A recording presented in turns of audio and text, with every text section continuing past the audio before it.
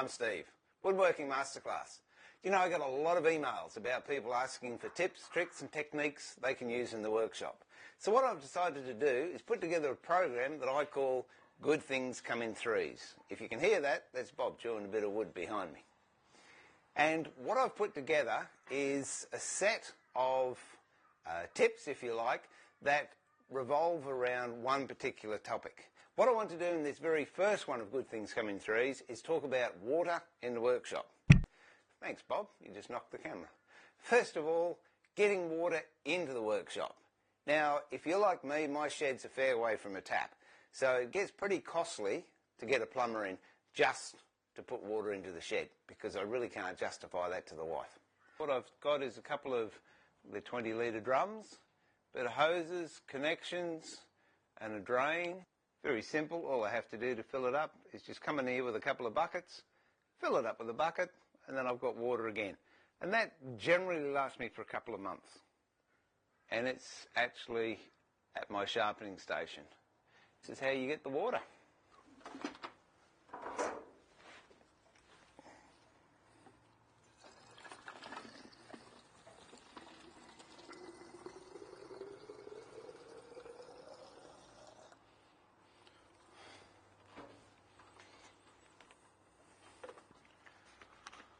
It's also good if the dog's thirsty, you can fill the bucket up for the dog.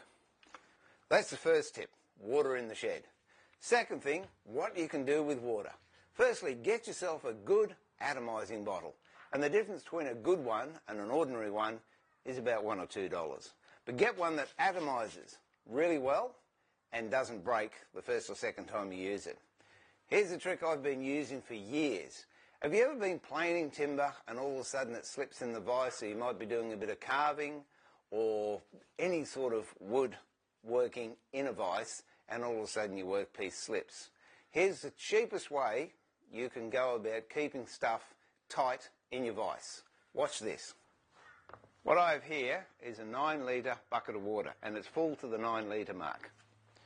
Over here I've got a piece of American oak and an ordinary vise. I'll put the timber in the vise. Note the position of the handle, which is here. I'll put the 9-litre bucket of water on the end of the timber. I'll hang on to the bucket. You see how the wood slips.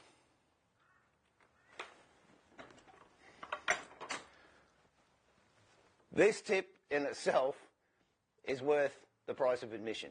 Watch this. Get your squirt bottle, a couple of squirts of water in the vise, put your timber in,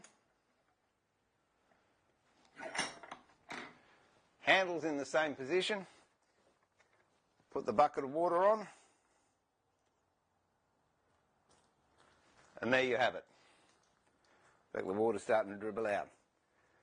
That really locks your job in. In fact, I've got to put a fair amount of pressure on that, and it's still not moving. They're 2 tips to do with water. And here's a third one. Here's a tabletop, but I hadn't finished building the table. I've got all the components ready, and I thought I might put it together.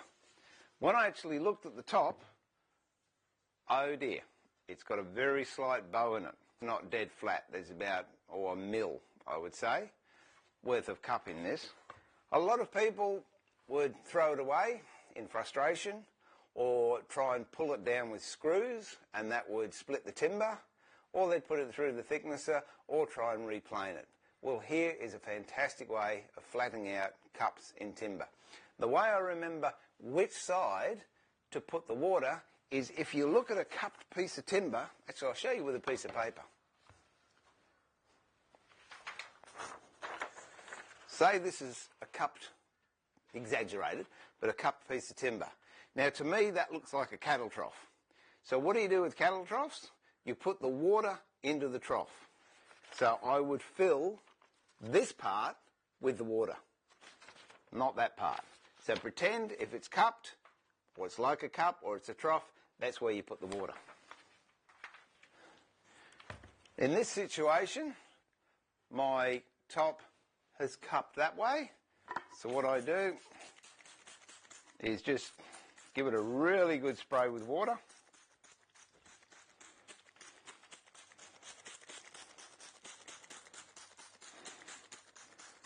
And as you can see, I'm putting a lot on there.